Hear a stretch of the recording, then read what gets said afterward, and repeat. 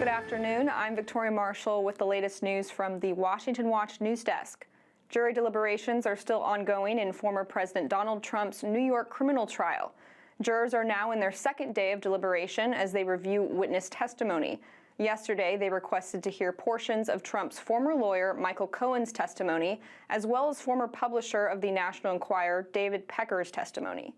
Prosecutors allege Trump committed 34 felony counts of falsifying business records to hide hush money payments to pornographer Stormy Daniels before the 2016 election. They argue the falsified records stem from reimbursement payments to Cohen marked as legal expenses. Yesterday, the judge presiding over the trial, Judge Juan Merchan, told jurors they did not need to agree on what counts Trump violated, just that he violated at least one. If the jurors vote to convict Trump, he will become the first former president convicted of a felony. Multiple congressional Republicans have called out the trial as a political sham. Florida Senator Marco Rubio tweeted, "Judge in Trump case in New York City just told jury they don't have to unanimously agree on which crime was committed as long as they all at least pick one, and that among the crimes they can pick from ones Trump wasn't even charged with." Ohio Senator J.D. Vance raised concerns about Judge Merchan's conflicts of interest. You have, of course, the number 3 at the Department of Justice going to join the New York prosecutor's case to do this. You have a Soros-funded prosecutor, Alvin Bragg. You have a judge who's donated to the Democratic Party, including Biden's presidential campaign. And perhaps most troubling, Bill, you actually have the daughter of Merchan raising almost $100 million for Democratic candidates off of the very trial that her dad is presiding over. So why aren't we asking some very tough questions about the corruption of enriching your family from the very trial that you're presiding over? I really hope Donald Trump gets acquitted, and if he does, it will be a miracle because of how loaded this judge has been from the start. And I think we got to ask some tough questions about whether his bias is actually motivated by his family's financial interest. Vance's comments come after he sent a letter to Attorney General Merrick Garland requesting he investigate Merchan for violating Trump's First Amendment rights by imposing an unconstitutional gag order against him. And in other domestic news, Democrats are planning to spend $100 million on abortion messaging leading up to the 2024 election. Democrats' House Majority PAC will spend funds on pro-abortion messaging in swing districts across the country. $85 million will go to paid messaging in Denver, Portland, Los Angeles, and New York City. Another $10 million will go toward advertising, canvassing, texting, voter registration, and mobilization campaigns in places like New York, Oregon, and California, where there are several races that could help determine the House majority. Republicans hold a slim 217 to 213 majority in the House. Democrats are trying to lean in on abortion messaging to help galvanize a base that's unenthusiastic about a Biden-Trump rematch and frustrated with Biden's handling of the economy and the Israel-Hamas war. They plan to label the GOP as anti-woman and a threat to reproductive rights. And speaking of the economy, 78% of consumers view fast food as a luxury because of spiking inflation. According to a LendingTree survey, a majority of American adults say they view fast food as a luxury because it's become increasingly expensive over the past couple of years. Take McDonald's, for example. A Big Mac during the Trump years cost $3.99. Under Biden, it now costs $7.49. The Bureau of Labor Statistics has also reported annual inflation for the fast food sector to be at 4.8%. The BLS also found that prices in limited service restaurants have increased by 47% since 2014. And finally, a Department of Justice unit dedicated to preventing hate crimes is tracking conservative education policy group Moms for Liberty. According to an exclusive report by the Daily Wire, the Biden DOJ's Community Relations Service Unit tracked Moms for Liberty in the same manner it tracked the Ku Klux Klan. Internal emails show. The DOJ initially concealed these records by ignoring a Freedom of Information Act request, but released them after America First Legal filed a lawsuit on behalf of the Daily Wire. And those are today's headlines. I'm Victoria Marshall. Up next is Washington Watch with Tony Perkins. We'll see you next week with more news.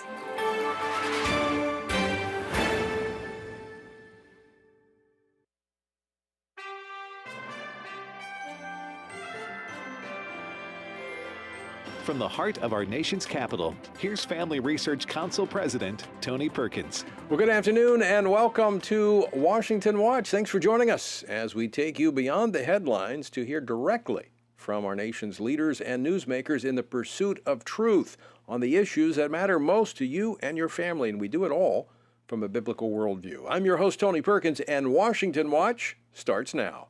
So I reject the ruling of the International Court of Justice. I reject the arrest warrants of the ICC.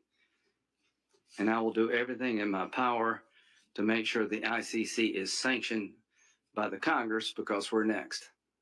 I'm going to tell every member of the Senate and the House, if you don't stand up to the ICC now and push back hard, we're next. That was South Carolina Senator Lindsey Graham yesterday from Tel Aviv, commenting on the International Criminal Court's issuance of an arrest warrant for Israeli Prime Minister Benjamin Netanyahu. When the House returns next week, the plan is to pass legislation sanctioning the ICC, but the Biden administration is attempting to derail that vote.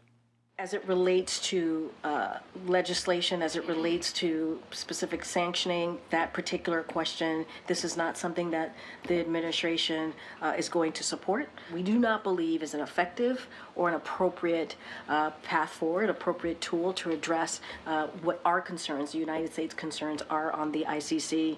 So we're going to work with Congress on other options. That, of course, was White House Press Secretary Karine Jean-Pierre earlier this week. We're going to talk with Florida Congressman Mike Waltz a little bit later about this legislation. And guess who is upset with lawmakers in my home state of Louisiana?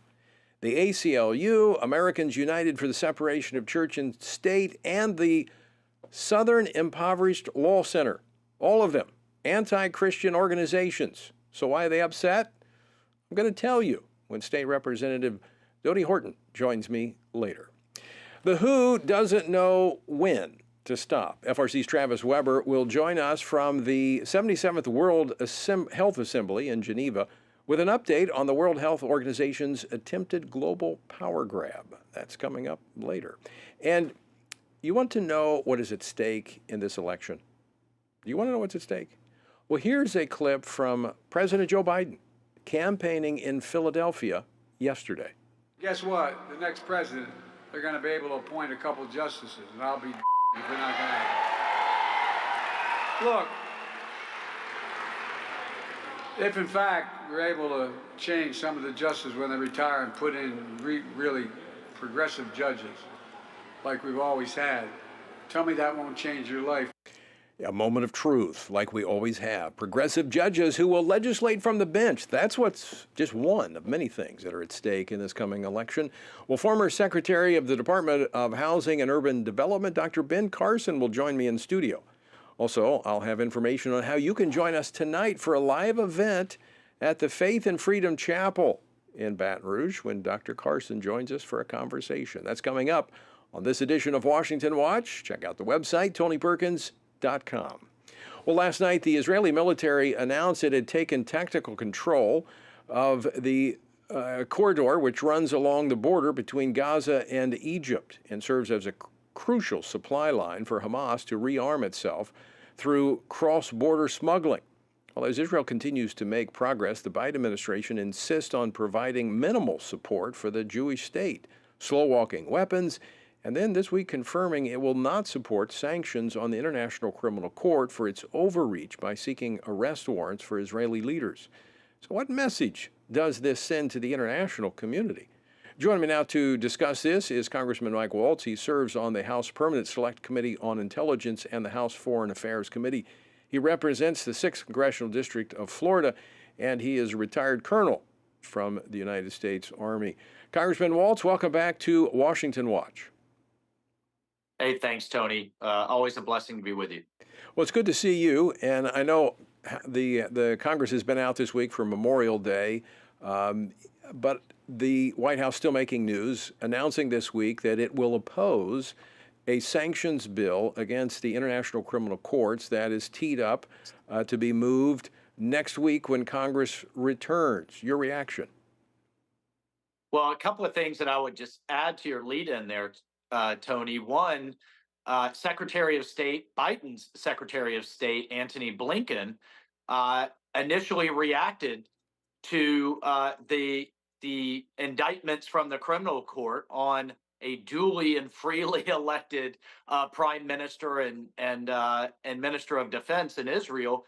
Blinken reacted that this was absurd, that it was ridiculous, that it was in line with a long history of absurd uh, uh, rulings from the ICC, including going after members of the United States military in the past. And then the other thing I would add, Tony, and this is what explains the shift from the administration, from Blinken saying it was absurd to now Biden's spokesperson saying we're going to oppose sanctions. And that's the members of the squad and the progressive left and their supporters all cheerleading for the ICC going after Israel and going after Netanyahu. So once again, this is international American foreign policy being made for what's good or bad for Biden in an election year and his play to his progressive Democratic base. Period. That's all. That's all this is about, because everyone knows the ICC is anti-American, anti-Israel, and has been. And Lindsey Graham's exactly right. By not standing up, we're opening Pandora's box here for them to come after us next. Congressman Waltz, a really good point in terms of pointing out what's behind the shift. But I want to elaborate on that, because this is not the first time we've seen the administration take a pro-Israel position, which would be natural for us to support our ally, only to reverse course. Mm-hmm. That would tell me that if you're not, you don't change policy overnight within your administration unless you are not founded on some kind of principle. I mean, and you're absolutely right. This is driven by politics, not by the principle of the position. Well, that's absolutely right. You saw Blinken's reaction for a change. That was actually the right reaction from this Secretary of State. But then he ran into Biden's political operation that said, no, no, no. We had over 100,000 Michigan Democrats in the dead of a Michigan winter drive after work just to register protest votes, which is about 10 times the amount. Even if they just don't vote at all and don't turn out, that's going to cost Biden that state, that critical swing state. So this is pure politics, and that's pathetic. And it's going to open up a precedent that is going to affect all of us as Americans. And then finally, in terms of your original question, what message does this send? Well, it sends the message to Iran and to Hamas: hold out, we're winning. They're willing to sacrifice the Palestinian people to turn world opinion on Israel. And everything Biden's doing is playing right into their hands. And by the way, we just have to continue to remind everyone, Americans are being held hostage right now as we speak in horrific, horrific conditions. Well, there's someone else in the audience watching as well, Congressman, one that you and I have talked about many times. We share the same concern over China. And yesterday, China's leader, Xi Jinping, said at a meeting between China and Arab nations that he supports a Palestinian state. Now, Israel continues to be isolated without strong backing from the United States. China is once again, we see them as a puppet master. Well, that's right. And this is what happens when you have weakness in the White House and when you have a weak foreign policy abroad. Bad actors fill the void. When you have an absence of leadership, China is going to step in. We see Russia on the march. And I would just say, I'll remind everyone of China's position. Even in Israeli politics, there are some on their political left that want to be friendlier to China in the long run. And at the end of the day, the United States should be, and as long as me and you and others have a voice in it, will be Israel's strongest ally. And it's precisely because of our shared values. And to see the Biden administration walk away from that, to see the progressive left walk away, I mean, it's sad, but it's not surprising, because you have a progressive left that believes America is inherently misogynist, racist, and colonialist, and views the world through the lens of oppressor and oppressed. And because I guess the Israel and many Jewish Americans are relatively well off, that puts them in the oppressor class. It's the only way to explain it through their worldview. It's absolutely wrong, and we'll continue to stand against it. And I think Speaker Johnson's exactly right in bringing the legislation to the floor that would put sanctions on the ICC. Enough is enough. You know, as the international community continues to back away from Israel, the evidence that they continue to uncover show exactly what Hamas was doing. I mean, we've got now, as they've moved into Rafah, they've shut down Hamas's smuggling lines. Reports now indicate that they have uncovered dozens of tunnels right on the Egyptian border, which is creating greater tension with Egypt. Egypt even denying that these tunnels, these smuggling routes, existed from Egypt into Gaza. Well, yeah, look, Tony, I think we could and should be having behind the scenes a much tougher conversation with Egypt, with the Gulf Arab states and others about taking, they talk publicly a talk about the Palestinians, but nobody seems to want to take responsibility for them. And I think we need to be having much tougher conversations behind the scenes. It's just relatively easy, I think, to isolate Netanyahu and then for China and others to pile on. But again, for this administration to back away, whether it's in the UN, International Criminal Court, Chuck Schumer, the most senior elected Jewish American in Washington, D.C., calling for regime change in the middle of the war. This is just, I just don't want to ever hear a single lecture about any kind of political pandering from the Democrats with what we're witnessing right now. And literally, lives are at stake. And the best way that we could support Israel is to do a 180 on our Iran policy and go back to maximum pressure, cut off the resources and the cash, and allow Israel to finish the job as quickly as possible so that then we can talk about humanitarian relief and rebuilding. Congressman, about 45 seconds left. Yesterday, Israel's national security advisor said he expects the war to continue through at least the end of the year. Your assessment?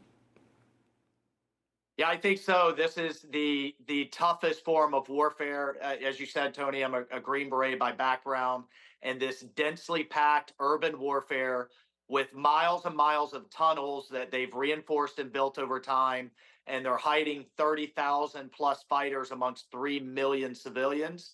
It couldn't get any tougher. Another reason why Israel needs all the support it can get. Yes, our prayers and our political support. Congressman Mike Waltz, always great to talk with you, and always appreciate your insights. All right, thank you, Tony. All right, Congressman Mike Waltz of Florida. Pray. We need to pray. We need to pray for Israel, pray for the peace of that land. We also need to vote. We need to vote for those who will stand with Israel, and then we need to stand. We need to stand with them and show our support for them. All right, after the break, encouraging news from my home state of Louisiana. The Ten Commandments making a comeback. That's right. Don't go away. More Washington Watch straight ahead.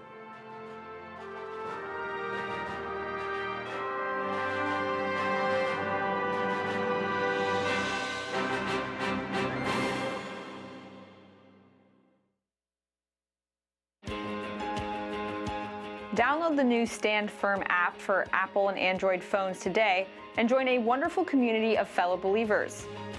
We've created a special place for you to access news from a biblical perspective, read and listen to daily devotionals, pray for current events, and more. Share the Stand Firm app with your friends, family, and church members, and stand firm everywhere you go. Sometimes the headlines are overwhelming, and it feels like we're all alone and there is nothing we can do. That is exactly what the enemy wants us to believe. Reading through the Bible, there are many things that are counterintuitive. One of them is that God never uses a majority. It is always a minority devoted to the truth. Here at Family Research Council, we are grateful to stand side by side with other believers for the truth. And as a result, God is making a difference. When you partner with us, you are joining with Christians around the nation in standing together for the truth of God's Word, supplying pastors and parents and school boards with training and resources to stand up against the indoctrination of our children. Together, with God's help, we can preserve freedom for the next generation. Go to frc.org and become a STAND member today. All of us are born with the desire to find truth and meaning. Where did I come from? What happens when I die?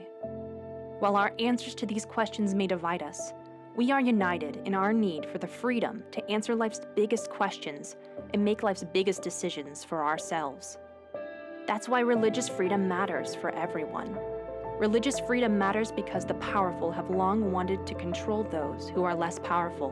Religious freedom matters because the freedom of those who are different is often threatened by those who believe different is dangerous. At the Center for Religious Liberty at Family Research Council, we promote religious freedom for everyone because the only alternative is religious freedom for no one. We encourage Americans and the American government to engage and advocate for the persecuted, and they do. We work every day to bring good news to the afflicted, to proclaim liberty to captives and freedom to prisoners. We do it because that's what Jesus does. We work to give freedom to others because we ourselves have been set free.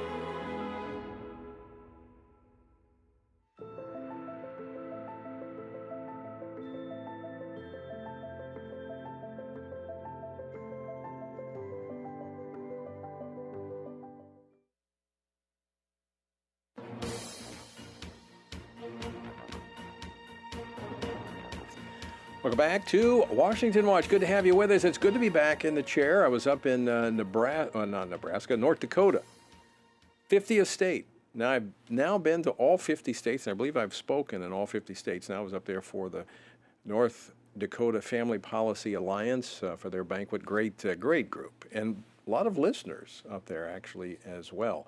And I appreciate Jody always filling in for me. But I'm back, and a little bit later we're going to be talking with Dr. Ben Carson. We're going to be doing an event at our facility in Baton Rouge tonight at the Faith and Freedom Chapel. We'll talk more about that. But first, the anti-Christian left is convulsing over legislation that has been passed by the Louisiana legislature and will be signed most likely next week by the governor. Now, it passed this week, and this is what it does. It requires schools that receive public money to post the Ten Commandments in classrooms. Now, just a little history here, okay? This was common until the Supreme Court ruled in 1980 that such a display was in violation of the Establishment Clause of the Constitution. Well, to quote President Biden, guess what? A conservative, constitutionally based Supreme Court has ruled repeatedly in favor of the First Amendment's exercise clause. So, it's a new day for religious freedom in America. So, we need to seize the moment, which is what my next guest has done. Joining me now is the author of the bill, Louisiana State Representative Dodie Horton. She represents Louisiana's 9th District in the House. Representative Horton, welcome to Washington Watch. Great to see you. It's great being here. I'm a huge fan, and thank you for all your service and all you do in order to make our country great again. Well, thank you, Dodie. I appreciate that. But let me congratulate you on the progress you've made on this bill. Now, I want to ask you, and I know the answer, but why was this so important? We wanted to get the Ten Commandments back in the classroom where they were, and they hung for almost 3 decades.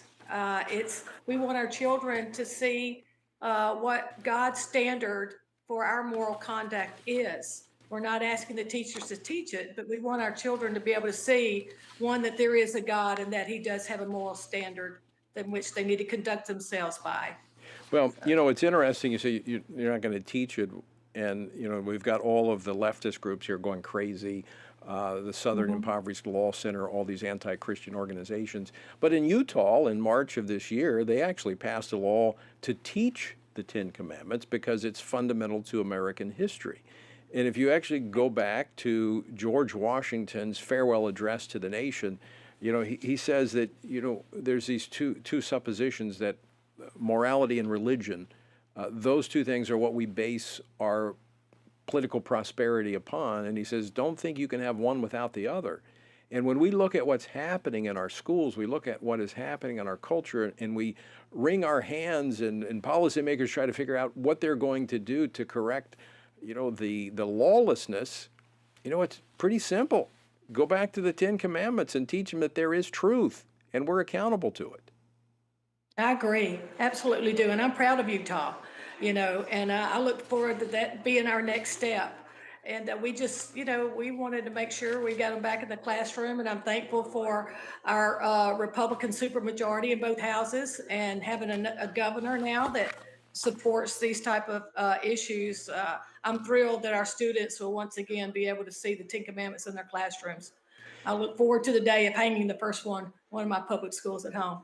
Well, I remember my former seatmate when I was in the House, A.G. Crow, passed legislation to put "In God We Trust" in the classrooms. And of course, that was a stretch back then. So we're seeing the progression. Of course, as I mentioned in the opening, the court has changed. And so this is a new day for religious freedom. And I think, I want to ask you, did that factor into your decision to move forward with this, given that so many people say, well, this is unconstitutional, it's going to be challenged in court, but we've got a new court? We do, praise God. And we definitely feel like we're going to meet that challenge. We're focused on the historical aspect of the Ten Commandments, in which all of our laws are derived from. And we also included that if a school would like to put up other historical documents like the Mayflower Compact, the Northwest Ordinance, the Bill of Rights, they're able to do so. But hanging the Ten Commandments in the classroom in a prominent location is a mandate. And so we feel like it will stand up to the historical challenge that's coming. So let me ask you this, Representative Horton. Through the process, and I know you had this in committee, had it on the House floor, it went to the Senate committee. Was there anything in the opposition that was stated that surprised you? Like you're like, I can't believe this. Not really. I'm used to carrying legislation that the left absolutely abhors, and so from having legislation this year, we'll be signing a law that people cannot indoctrinate our children in the classroom to standing on our biblical beliefs. I'm used to that type of attack, and unfortunately, they didn't hold back on this one either. And so. Our children deserve all that we can give them. I've been wanting to get God back in the classroom since it was removed many moons ago. So this is progress, and it's just a great day for our Louisiana students. And I'm so excited that Louisiana is going to take the lead in this model legislation. Well, again, I commend you, Representative Horton, for taking the lead on this, because I too am excited that Louisiana is leading in an area that I think is fundamental, addressing the moral foundation, and then the other pieces fall into place. And so I know we've got a great governor, we've got a great attorney general who will defend this in court, Liz Morrell. And it's a new day in Louisiana, it's a new day in America, and we need to fight for these things we believe in, and you're doing just that. So again, congratulations, and thank you for fighting for what is right and what we believe in. Thank you. Thank you. It's an honor to serve my district, and it's an honor to be able, I just want to glorify God by the way I serve, and thank you for your example of leadership. We all look up to you tremendously. Well, thank you. And we'll be watching for that to be signed into law probably first part of next week. Folks, I can't tell you how encouraged I am to see what's happened in my state of Louisiana over the last 25 years. It was hard ground when I first got elected, but we're seeing more and more men and women like Dodie who love the Lord, following the Lord, and not afraid. Not afraid. We're going to talk about that a little bit later when Dr. Carson joins me. But after the break, we're going to get an update from the World Health Assembly in Geneva. That's right, Travis Weber is going to be joining us from Geneva with an update on the WHO's Global Power Grab. That's next here on Washington Watch. Don't go away.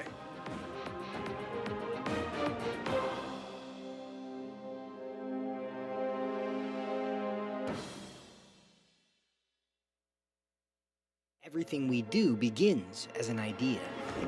Before there can be acts of courage, there must be the belief that some things are worth sacrificing for. Before there can be marriage, there is the idea that man should not be alone. Before there was freedom, there was the idea that individuals are created equal. It's true that all ideas have consequences, but we're less aware that all consequences are the fruit of ideas. Before there was murder, there was hate. Before there was a Holocaust, there was the belief by some people that other people are undesirable. Our beliefs determine our behavior, and our beliefs about life's biggest questions determine our worldview. Where did I come from? Who decides what is right and wrong? What happens when I die? Our answers to these questions explain why people see the world so differently. Debates about abortion are really disagreements about where life gets its value. Debates over sexuality and gender and marriage are really disagreements about whether the rules are made by us or for us. What we think of as political debates are often much more than that. They are disagreements about the purpose of our lives and the source of truth.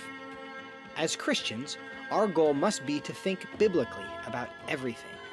Our goal is to help you see beyond red and blue, left and right, to see the battle of ideas at the root of it all. Our goal is to equip Christians with a biblical worldview and help them advance and defend the faith in their families, communities, and the public square. Cultural renewal doesn't begin with campaigns and elections. It begins with individuals turning from lies to truth. But that won't happen if people can't recognize a lie and don't believe truth exists. We want to help you see the spiritual war behind the political war, the truth claims behind the press release, and the forest from the trees. Stopping the WHO's global power grab. On the ground in Geneva.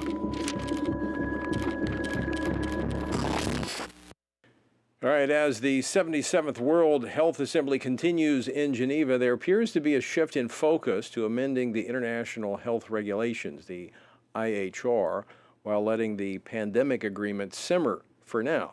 The support is just not there at present. Well, as in previous days, Israel continues to be criticized. They don't want to miss an opportunity to do that. And U.S. officials have talked about sexual and reproductive health almost every chance they get.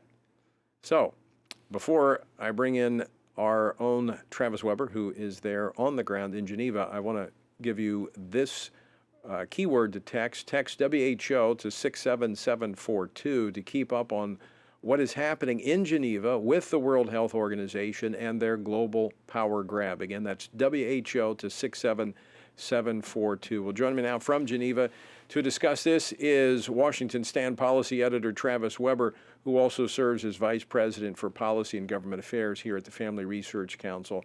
In addition to joining us on Washington Watch Daily this week, he's providing regular updates at the Washington Stand for reports, photos, and other media from Travis. Again, text WHO to 67742. You can also find all this on the Stand Firm app as well. Travis, good to see you again. Thank you, Tony. Good to be with you. Okay, so what have you witnessed there today? It's about 9:30. Well, it's actually later than that. What have you seen today? Yeah, so today we saw more of the different committees meeting at the World Health Assembly, the 77th World Health Assembly. I was in what was known as Committee A. This was a lot of member states participating in speeches about agenda items. One of them was what the member states were doing to cooperate with the UN Sustainable Development Goal 3.1 to reduce maternal mortality. That sounds like a good goal. But what you heard was how they were approaching it today. A lot of references to sexual and reproductive health, references to universal health coverage. And if you look at a resolution that the United States and other countries are on, it's peppered with that type of language and that approach to the goal. And so the way in which governments are coming at this is very uniform, monolithic, and driven by an approach that, for the believer, the Bible-based believer hearing this thinking, whoa, that is not how God approaches the issue. So you have heard a lot of that today. In addition to that, there is a drafting group, a private group meeting. Let me stop you there for just a second, Travis. So when they're talking about this reproductive health, I mean, we're talking about abortion as well, right?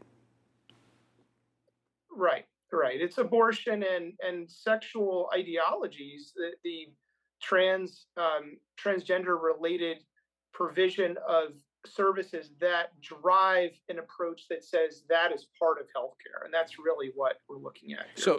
So they're looking to use global leverage to force this on member states, right? That's true. Yeah. All right. So go ahead. What else did you uncover today? Yeah. So besides that, Tony, we're waiting on the results of a private set of meetings regarding an approach. There's been a drafting group tasked with developing an approach on the way ahead on the IHR amendments and the pandemic agreement. It looks like the pandemic agreement is done for this assembly. We don't know that for sure. It's likely done. The IHR amendments, there's an effort to get them passed, but there's a lot of concerns with those as well in the area of sovereignty. And there's points of disagreement between member states, including the definition of a pandemic emergency, how it will be funded, and who's going to share what resources with what country. So the states have a lot to hash out. I think we might see some of this disagreement come out into the open tomorrow. We'll have to wait and see on that. So how much longer will the assembly be meeting? Until June 1st. All right. So it looks like, as we talked about at the top of this segment, that the pandemic accord treaty is kind of being pushed aside because of some areas of disagreement, but they're really pressing in on these amendments to the international health regulations. That is accurate. And nations are all in agreement on a desire to see some sort of pandemic agreement and see international health regulation amendments. There's not really any disagreement there. I mean, there are some skeptical comments. I heard Argentina say they're not sure that this pandemic agreement process is the right way to tackle another emergency. But by and large, you hear favorable comments from the delegates. Now, the areas of disagreement, though, are in how long and what process should be used to get things done. By and large, it's seen as not possible to reach agreement on the pandemic agreement, this World Health Assembly. The IHR amendments, the jury's still out on that. And Tony, just a note on this, it's important to understand the way things are operating here is they're really looking for uniform agreement before moving something. They're looking for consensus. So as long as there's disagreements between member states, there seems like there's a reluctance by the WHO to advance a measure forward. All right, 30 seconds left. Travis, anything bizarre today that you ran across? I mean, we saw references to animal health about the rights of animals to receive relief under theories put forth by the UK and Belgium. I mean, this is interesting language when we're talking about an organization that's serving the needs of humans worldwide. That is a bit bizarre.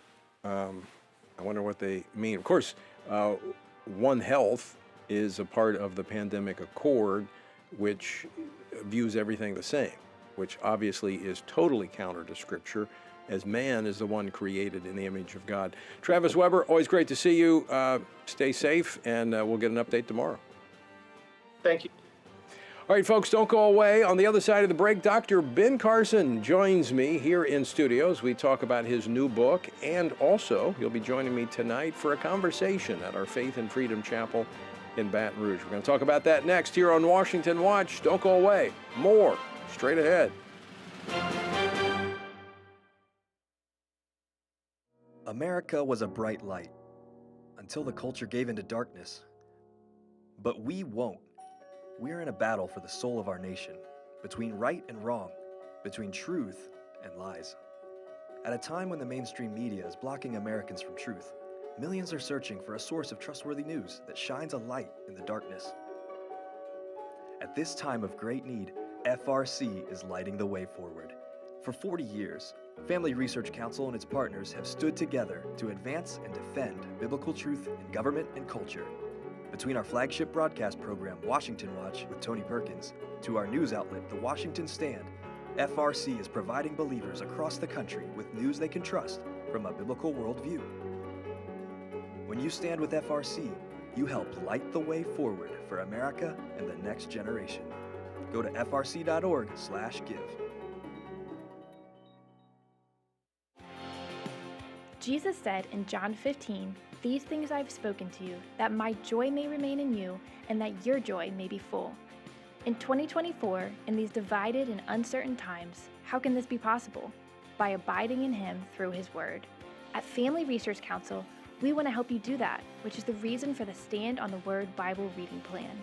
In just 10 to 15 minutes each day, you will have read the entire Bible in just 2 years.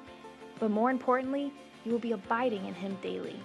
Find our Bible reading plan at frc.org/Bible. And join Tony Perkins each weekday for a 10-minute devotional inspired by the daily reading and designed to encourage you on this journey through the Bible. Listen on Apple Podcast, Spotify, and YouTube. And remember, the grass withers and the flower fades, but the word of our God will stand forever. Research has found that there are 59 million American adults who are a lot like you. There are millions of people around the country who are born again, deeply committed to practicing their faith, and believe the Bible is the reliable Word of God. But that's not all. They're also engaged in our government. They're voters. They're more likely to be involved in their community, and they're making a difference in elections. The problem is that a lot of them feel alone too. We want to change that. FRC wants to connect these 59 million Americans to speak the truth together, no matter the cost. If you want to learn more about this group and what it means to be a spiritually active, governance-engaged conservative, or if you want to find out if you are one of these sage cons yourself, join us. Go to frc.org/SAGECON, SageCon, to learn more. That's SAGECON, SageCon, to learn more.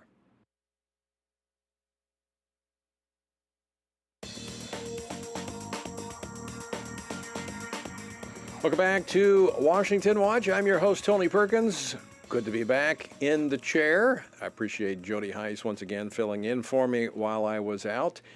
Hey, this evening, big evening here in Baton Rouge at the Faith and Freedom Chapel for the Family Research Council. I'll be joined by my good friend, Dr. Ben Carson.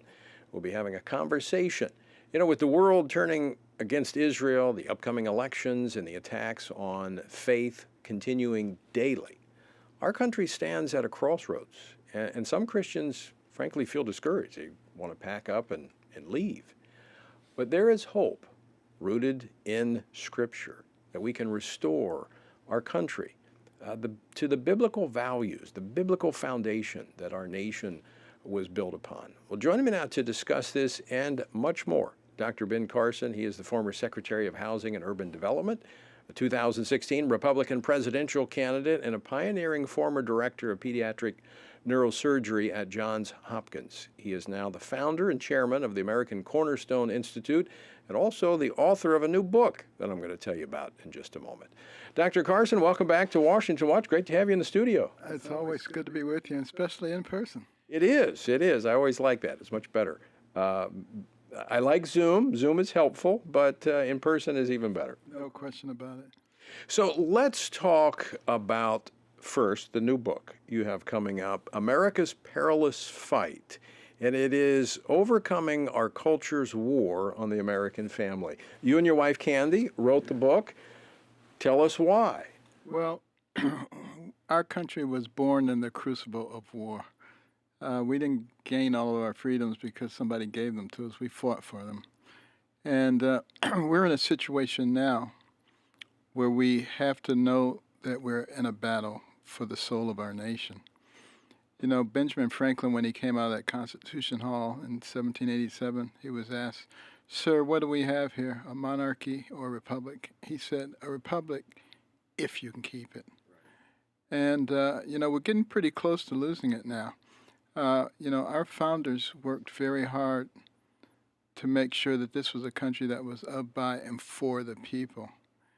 Marxism is working very hard to make sure it's a country that's of, by, and for the government. And if you want to really change us, to fundamentally change us, what do? Well, you're probably not going to overcome us militarily. However, you might be able to do it from inside. And the key fundamental baseline element of our strength are our families.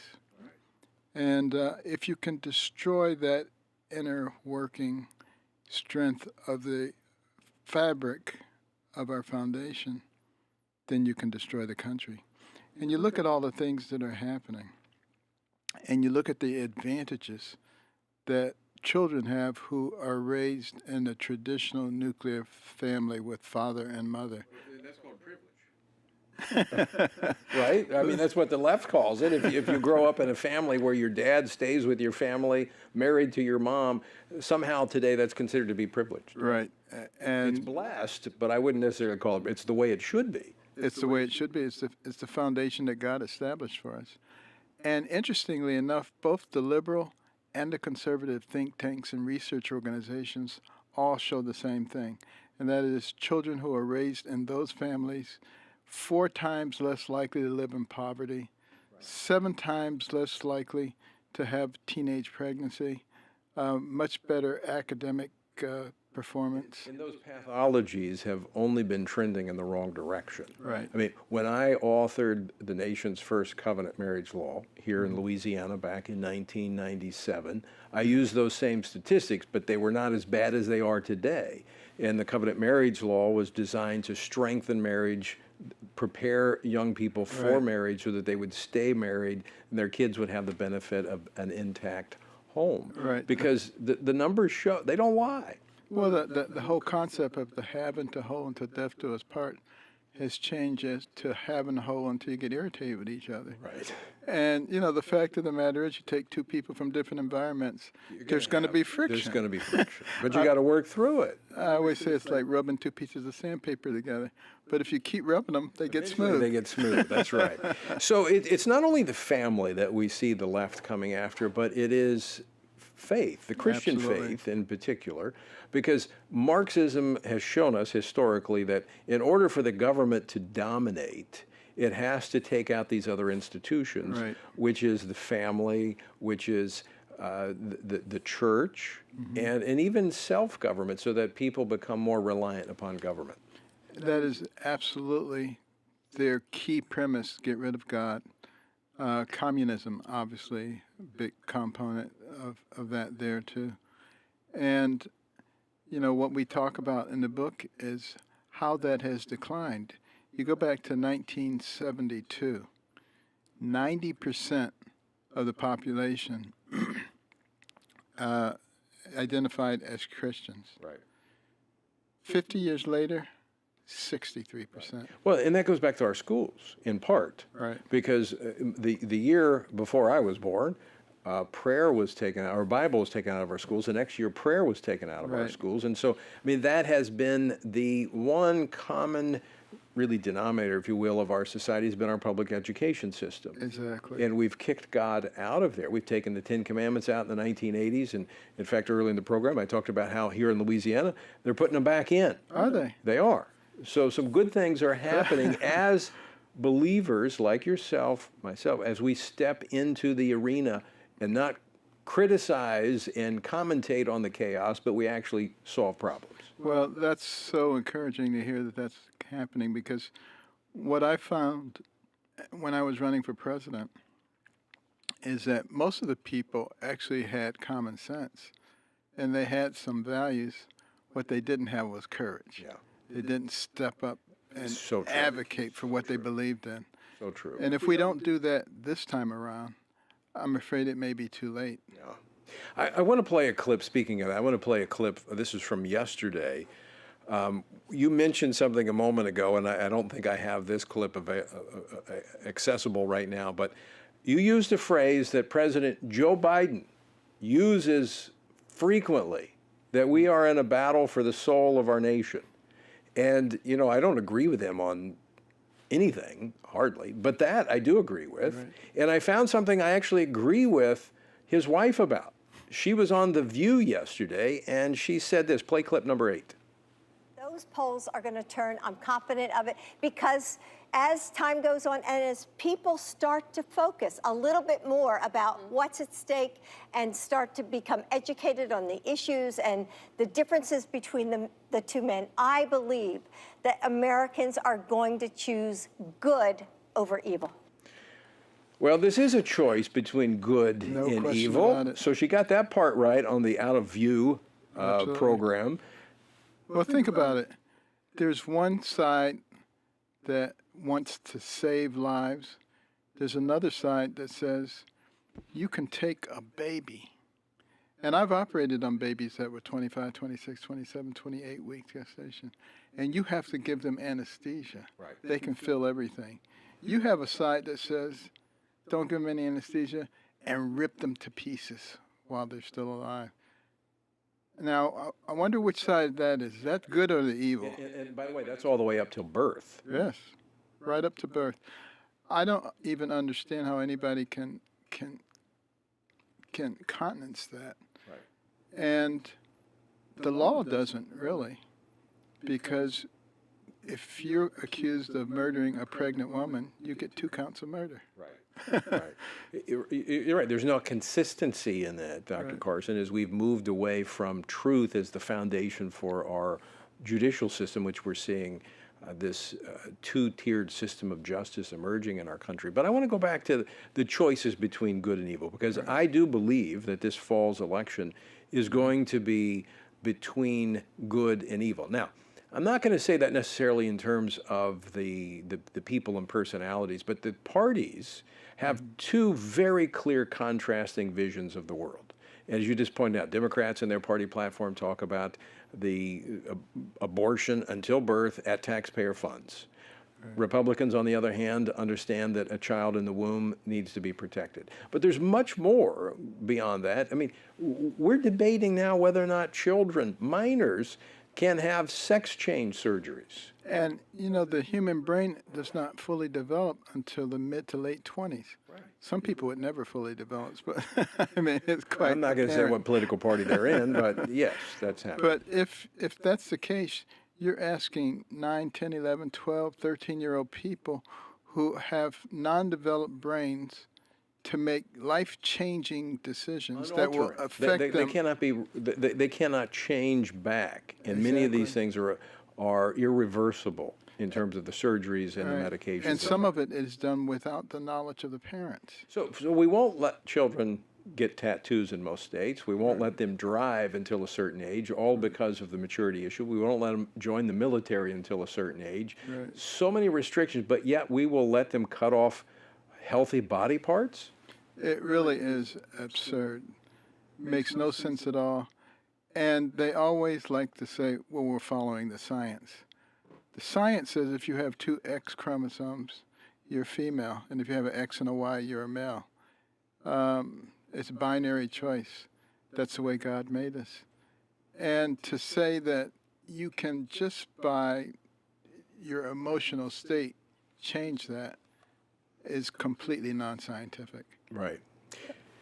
By the way, folks, I'm talking with Dr. Ben Carson. New book out, The Perilous Fight, Overcoming Our Culture's War on the American Family. In fact, tonight we're going to talk about much more as we host Dr. Carson for a conversation at the Faith and Freedom Chapel here in Baton Rouge, FRC's Faith and Freedom Chapel. If you would like to find out more, it's at 8 p.m. Eastern Time. Now, I know you're not going to be able to get here in time, no matter where you're coming from in the country, but you can actually watch online and ask questions. You just need to download the Stand Firm app, the new digital platform, our new app, Stand Firm. Go to the App Store and download the Stand Firm app, and you can actually watch it as you become a member of the Stand Firm app, and you can ask questions of that. So we're going to talk on a lot of stuff tonight, Dr. Carson, but I want to explore just a little bit further the issue of life. You've been very outspoken on that issue, and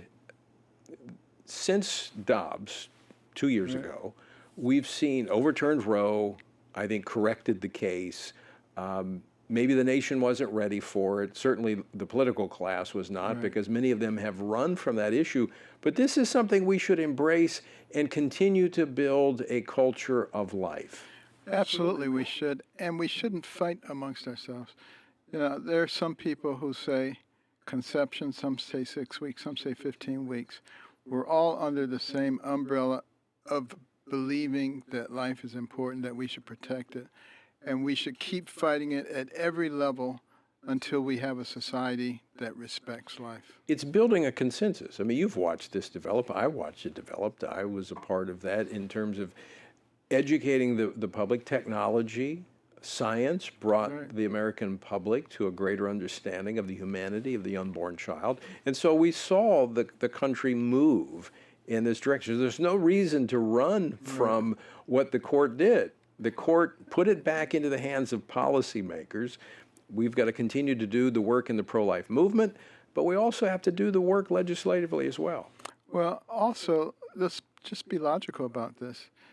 What about all those people who are trying to save snail darters?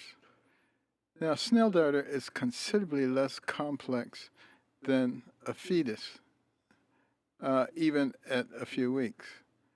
So why are you trying to save the one and not the other? I'd like to hear an explanation for that. I'd like to hear an explanation for a lot of things, like what is wrong with thou shalt not kill, thou shalt not steal, thou shalt not commit adultery, thou shalt not bear false witness or envy, you know, and why not respect your parents? What's wrong with that? Right. Well, you know, if we abided by those 10, we would have a lot less in terms of laws and statutes on the books. Yes, exactly. I was just having that conversation with my son earlier today. A new law went into effect in Louisiana, and we were just discussing, this was about, you have to stay, I think, 50 feet back from a police officer, and having been a police officer and have 2 kids in law enforcement, that's great, but you wouldn't need it if we abided by the basics. And the problem is we have lawlessness in our society, and it goes right back to what you talked about in your book, The Family. Right. And I hear people saying, your truth and my truth. What about the truth? Right. We know what the truth is. Before we run out of time, Dr. Carson, how can folks get a copy of the book, America's Perilous Fight? It's everywhere books are sold. You can also get it through Amazon and various online vendors. And audiobooks are available as well. And if you're coming tonight, you'll be able to get a copy and get it signed with Dr. Carson. But also, I encourage you, wherever you are in America, you can join us tonight and be a part of our conversation with Dr. Ben Carson. Simply go to the App Store and download the Stand Firm app. You'll be able to ask questions. Dr. Carson will be speaking, and then we'll be taking questions from our audience. Dr. Carson, we're out of time for today, but there's more tonight. Absolutely. This is fantastic. So I look forward to continuing our conversation this evening at here at the Faith, Family, and Freedom Chapel. I hope everybody will join us. Thank you so much. All right, Dr. Ben Carson, thank you for all that you do for our country. And folks, I encourage you to get a copy of his book, The Perilous Fight, and also tune in tonight and be a part of our conversation. Again, to find out more about how you can join us, download the Stand Firm app in the App Store, and you'll be able to tune in and watch our conversation tonight at 8 p.m. Eastern Time, 7 Central. You'll also be able to ask questions.